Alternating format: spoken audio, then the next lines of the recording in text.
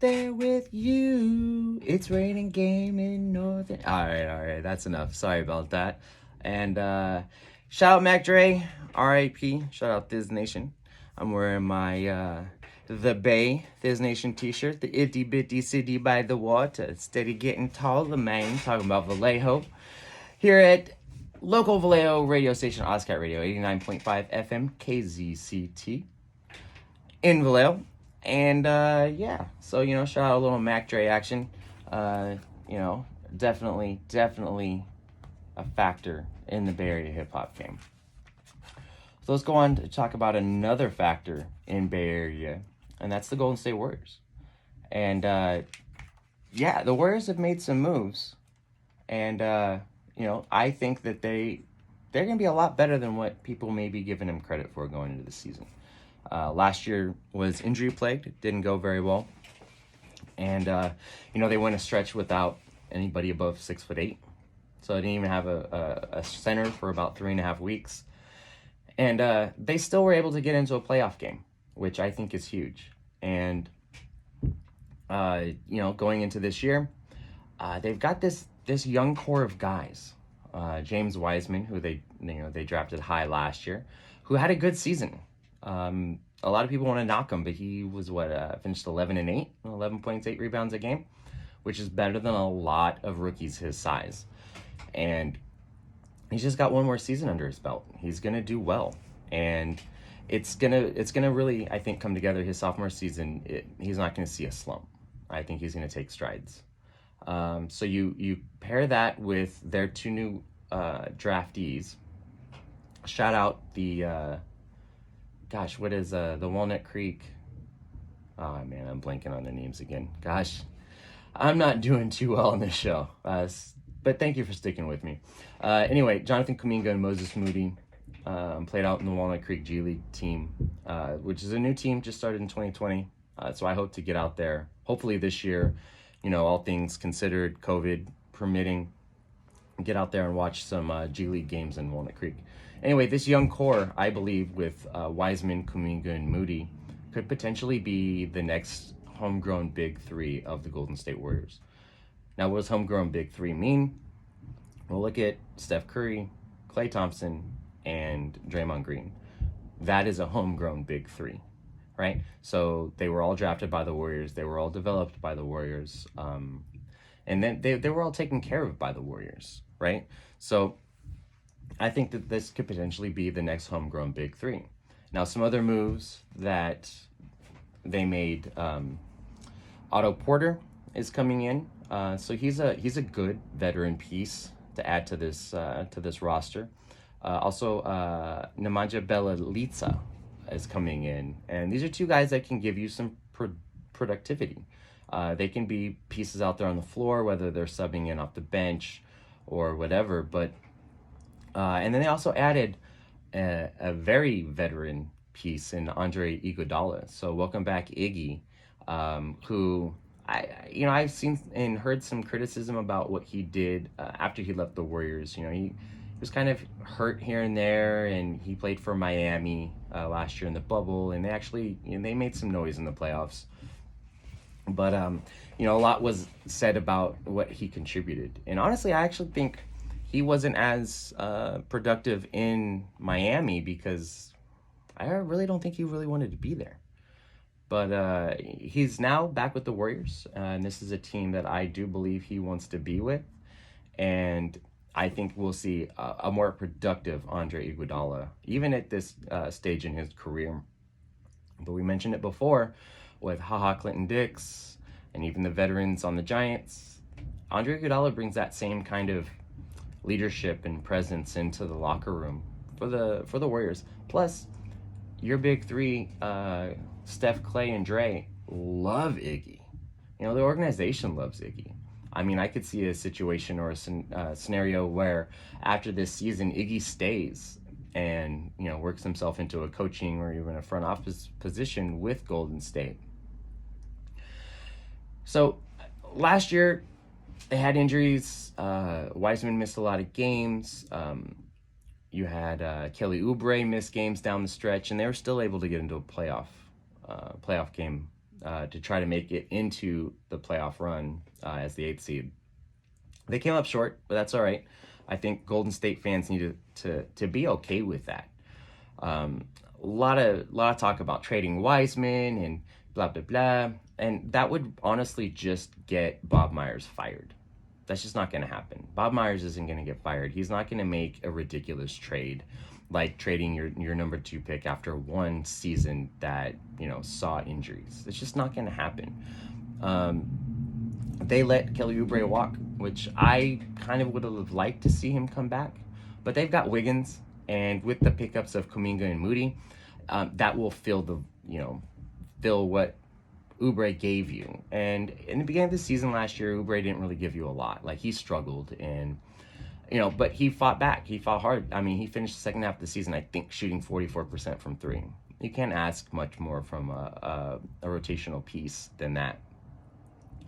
Now, going into the season, I think there's 2 things that are going to be big factors on the Warriors' success. One, Draymond Green scoring 10 points a game. I would love 10 to 12. If he could average 10 to 12 points a game last season, this team would have been, I think, a top 6 team. No playoff game necessary. So we need to see that type of offensive production out of Dre, because I'll take that 10 points, 10 rebounds, 10 assists, kind of a cheapie, as Timmy likes to call it, triple-double. I'll take that, because that is keeping the defensives honest when they play the Warriors, because they can't sag off of Dre anymore. They have to kind of get up there, and they can't sag off of him. They have to respect him at the 3-point line, respect his ability to get to the rim, which he needs to be more aggressive and do. And get himself to the line. Like, honestly, 10 points in the NBA is not that difficult. It's 3 shots and 2 trips to the free throw line, right? Or 3 made buckets and 1 trip to the free throw line. It's not that hard for him to do, and I think he needs to build that confidence back up and do that to help his team be ultimately more successful. The second thing I need to see from this Warriors team this season, I really want to see Klay back. I really want to see Klay Thompson come back and hopefully be his dominant self, what we saw in the playoff run in 2019. He's just awesome. He's got a motor, and he runs, I don't know how many miles in a game, but he's constantly in motion. Kind of like Steph Curry. Steph Curry is constantly in motion on offense, but Klay does it on both sides of the court, and he just never stops. You don't have to ever pull him out of games. He doesn't get tired. There's not a fatigue factor there that you have to deal with.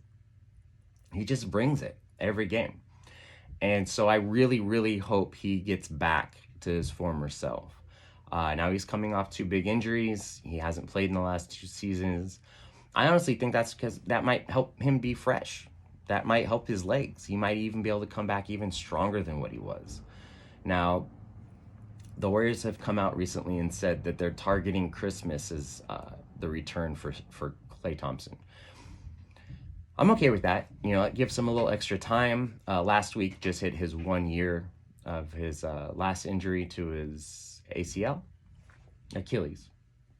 He's had an ACL and Achilles injury.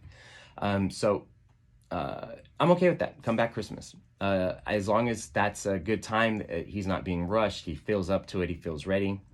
Again, kind of like with what the Giants are doing, the Warriors aren't going to rush him back from injury. And so I think that's kind of a good thing for the team, that they don't have to. And you got Andrew Wiggins that it can be productive in Klay's absence until Klay comes back. You've got JTA, Juan Toscano Anderson, who's been, kind of a surprising piece to this Golden State team going back to 2019, the 1920 season, when, he kind of came out of nowhere.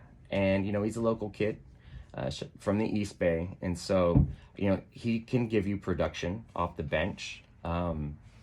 Jordan Poole went down to the G League last year and seemed to kind of reinvigorate himself and kind of get that hunger back, to where when he got the call to come back up to join the Warriors, he really balled out, and I don't mean balled out like, he's a top tier star in the league, but he balled out as a very, very serviceable piece on this Warriors squad, who you have to remember, you've got Steph Curry, arguably the greatest shooter of all time, and played at an MVP level last year, even though the Warriors record didn't allow him to get any of those, like really get much into that discussion, although he was highly deserving of being in that discussion. Then you got Draymond Green, who, Draymond's going to Draymond. So you just hope that he can give you more offensive production as well as on the defense end. And then when Klay comes back, that will complete the Triforce. Your veteran leadership Triforce, your 3 rings, 5 straight finals appearances Triforce, right? So hopefully Klay comes back and can give you old Klay. So I think the Warriors can hang on until that happens. I think they have enough pieces to put on the floor to be able to weather the storms early on. So I'm going to go ahead and predict, with health being, of course, a factor and a concern, and it is a little early. The Warriors do have a mid-level trade exception that they can exercise. A lot of fans out there don't understand the financial aspects and the ramifications of this Warriors team and just how much money they pay in luxury tax. So right now it's like five times every dollar you spend, you're spending 5. It's just ridiculous. So even at a mid-level exception, $5 million a year, that's $20 million that you'd be paying a player that's worth 5, right? So I don't see really a scenario that they go out and really use that mid-level exception, but I could see it happening. So there's a few more moves I think that the Warriors can make, but I'm gonna go ahead and give a very, very, very early prediction. I'm not gonna go win total yet, but I'm gonna say that this Warriors team, if healthy, is gonna be a top 5 team in the West. Mark it. That is my prediction. Top 5 in the West if healthy. Now, of course, like I said, Draymond's going to play a big part in that. When Klay does come back, what is Klay going to be? And, so that'll be something to keep an eye on. But I'm going top 5 in the West. Now, let's move on to a segment that it's going to be kind of, it's going to cover a few different areas. And I'm going to call it social stupidia. So it's going to be kind of a hybrid of social media and social stupidity, which social media can be social stupidity most of the time. So I'm going to talk about a few things in this social stupidia segment from time to time. Just things that I think are nonsensical out there, possibly stupid. I don't like to use that word too often, but when it rears its ugly head, it's kind of hard to avoid it. So much on social media about these 49ers and about Trey Lance and Jimmy Garoppolo, and Trey Lance starting and Jimmy Garoppolo being trash and overrated and blah, blah, blah. And it's nonsensical. You prove that you don't know what you're looking at. And this is actually coming from a lot of professionals in Bay Area sports, whether it's sports talk, broadcasting, print. There's no way you can really believe what you're saying, is there? Is there? Yeah, I've been highly critical of certain individuals online, and I know my voice gets heard because I've seen adjustments in shows and opinions and takes. And it shouldn't have to be that way. Right? I shouldn't have to say something on Twitter to call somebody else out that actually gets the attention of their boss. And it shouldn't be happening in the first place. And, that's, to me, it's just stupid. It's nonsensical. I'm also seeing a lot of political things out there. Thoughts and prayers go out to the folks in Afghanistan. And, there's the civil unrest that's there it's sad. It's really sad. And, there's so much that goes into this, and there's so much history that has brought not only the Afghan people, but the U.S. to this point. and it is a tipping point, and it's really sad and unfortunate that it's coming to this. And I see a lot of impeach Joe Biden. What? Why would you ever impeach Joe Biden? Like, he's been in office now for 8 months. Like, what exactly has he done in 8 months that deserves impeachment? And I don't get it. It's just a lack of knowing your history, right? You don't know the parts that the United States has played in foreign affairs, most notably Afghanistan, and with the Taliban. And I don't want to get too political, but it is something that is, it's affecting all of us right now, whether directly or indirectly, because this country could potentially be reigniting the war. I don't know that this country is ever not in a war or conflict globally somewhere, which is a whole nother topic of discussion I can get into any other time, probably on another platform, because I don't want to get too much, I don't want to get too political on a sports talk radio show, but I'm that guy that will not just stick to sports. And, you know, shout out Timmy Fitz, who showed me that was okay to kind of move away from sports when it is something that is important in society. And I do believe that this is going to affect us in ways that we don't see quite yet. And it's sad. So thoughts and prayers and positive vibes, and, you know, whatever you believe in spiritually, just send to the people that are caught in the middle of this, you know. And, even to the servicemen and women that are losing their lives because of it. And it's just, there are people out there that aren't going to like the United States. And, whether justified or not, whether it doesn't matter your point of view, that's just the way that it is. So,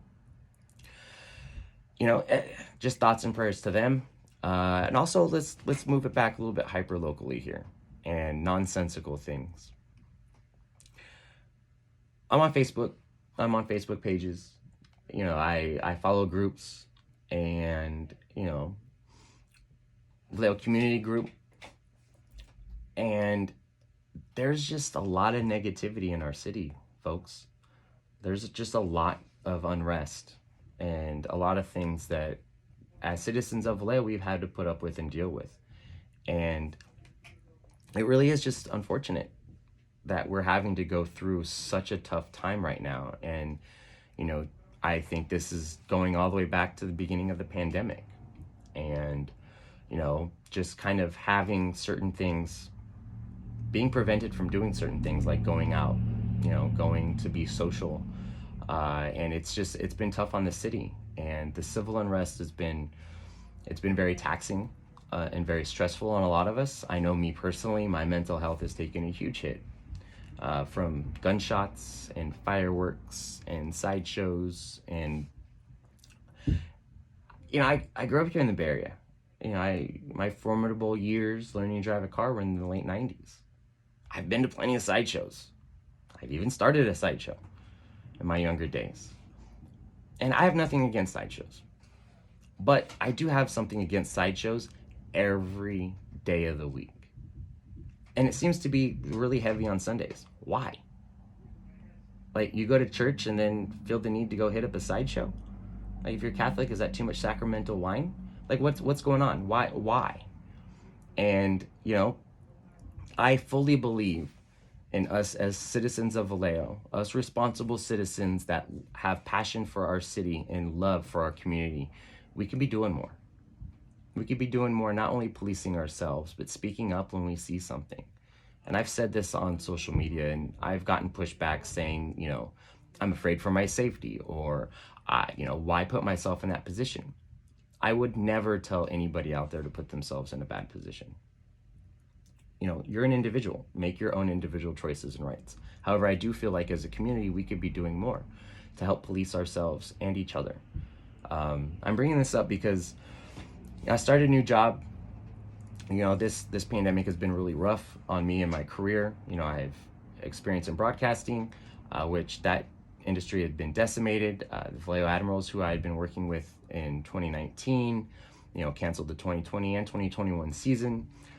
Restaurant industry, which is something else I have a lot of experience in, that's been decimated in such a huge way that it won't come back the same as it was before. So I started a new job, super exciting. Tim and I shared new job news on the Fitz Blitz, and I get ready to go to work yesterday after an incredibly long work week. I walked over 40 miles in 5 days at work. So really long hours, really stressful. And on top of all of that, I go out to my car and someone stole my catalytic converter. Really, people? Really? I picked up a commuter car that's inexpensive. It's 1995 Honda Accord. Why would you do that, Vallejo? And my apartment complex, this has been a problem. I saw someone comment 2 days previous that 2 cars in the same night had theirs stolen. If you see something, speak up. I'm not saying interfere. I'm not saying put yourself in danger or harm's way, but if you see something as a concerned citizen of this beautiful and wonderful city of Vallejo, just say something. And, that could save somebody a couple $100. I had to be late to work. Job I just started. I just finished my 2nd week. It doesn't look good to have to be late, especially when you're in a management position, but I was in a bind. Thankfully, I was able to get help with a card to borrow to get to work. But you speaking up could save somebody a few $100. Could save somebody stress. Now I'm behind the 8 ball. I don't get paid to the end of the week. What am I supposed to do now? I don't have a car because I could potentially drive it without a catalytic converter. But guess who'd be getting pulled over by Vallejo PD? So, as concerned citizens, let's love our city. Let's love each other. Let's take care of and respect each other. Let's respect and take care of ourselves, whatever that means for you as an individual. And so I'm going to get off my little social stupidia soapbox for this segment. And I want to finish this show on a positive and a bright note. I want to send a big shout out to Timmy Fitz, who brought you the Blitz for 8 strong years. Coming up on Labor Day will be the 8-year anniversary, and I'm really hoping that we're able to do something to give Timmy a proper send-off. But just in case we aren't, I want to close the show with this. Tim, if you're listening, I'm recording this, so hopefully I can play it back for you. I want you to know that you are an amazing broadcaster. You are extremely deserving of this opportunity to go work in Moraga for the St. Mary's Gales. And I really hope that this brings other opportunities to you to not only be as, sports information director, but also broadcast. And the opportunity to broadcast in the Pac-12 and mid-major, and to be able to bring your professionalism to that stage. I think they are very lucky to have you, and you are extremely well deserving of this opportunity out there at St. Mary's. And I wish you all the best of luck. And I want to thank you for the opportunity of co-hosting the Blitz with you for just about 2 years. Also, the mentorship you gave me during my time with the Vallejo Admirals. Something I hope next year I can continue to do in some capacity, whether it's just a game here or there, but wanting to be involved in the community. And that's something that you taught me over these last few years, to really be involved, really try to give back. And, you've kind of renewed my faith, although it gets tested in this great city of Vallejo. And just the opportunity to be on local radio here on OSCAT Radio, 89.5 FM KZCT here in Vallejo, and just kind of show me what it means to be a professional broadcaster. And I wish you all of the best. And with that, I would like to close the show with a little song that I have rocked out to for the last 2 years. A song I didn't even know I liked until it was for Tim introduced it to me right before every show. And I'm going to leave you with this. It's the Ramones, and it is Blitzkrieg